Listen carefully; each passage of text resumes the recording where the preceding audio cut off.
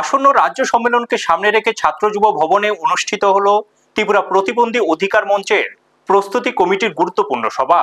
সম্মেলনকে সফলভাবে আয়োজনের লক্ষ্যে বিভিন্ন সাংগঠনিক বিষয় নিয়ে এদিন বিস্তারিত আলোচনা হয়। সভায় উপস্থিত ছিলেন প্রস্তুতি কমিটির চেয়ারম্যান পবিত্র কর, প্রস্তুতি কমিটির ভাইস চেয়ারম্যান তথা রাজ্য গণ আন্দোলনের অন্যতম নেতা সুদন দাস সহ প্রস্তুতি কমিটির অন্যান্য সদস্যরা। সবাই রাজ্য সম্মেলনের সার্বিক প্রস্তুতি, সাংগঠনিক কর্মসূচি, প্রতিনিধি অংশগ্রহণ, প্রচার প্রসার এবং সম্মেলনকে সাফল্যমণ্ডিত করার জন্য প্রয়োজনীয় বিভিন্ন দিক নিয়ে আলোচনা করা হয়।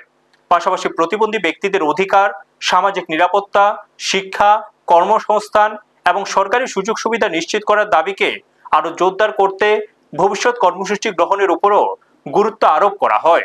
নেতৃত্বদের পক্ষ থেকে আশা প্রকাশ করা হয়, আসন্ন রাজ্য সম্মেলনের মাধ্যমে প্রতিবন্ধী মানুষের অধিকার আদায়ের আন্দোলন আরো শক্তিশালী হবে এবং সমাজে বিভিন্ন স্তরে তাদের ন্যায্য অধিকার প্রতিষ্ঠার দাবিতে নতুন দিশা মিলবে।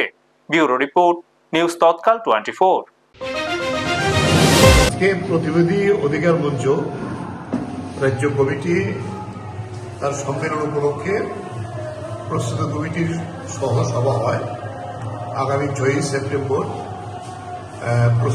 সম্মেলন হবে টিজিএ হলের নিচতলায়, এবং যে প্রস্তুতি চলছে আমরা আজকে বইয়ে গেলে দেখলাম সারা রাজ্য থেকে প্রতিনিধি আসবেন, তাদের যাতে সুবিধা অসুবিধা এগুলি দেখে, কারণ তারা এমনিতেই প্রতিবন্ধী মানুষ।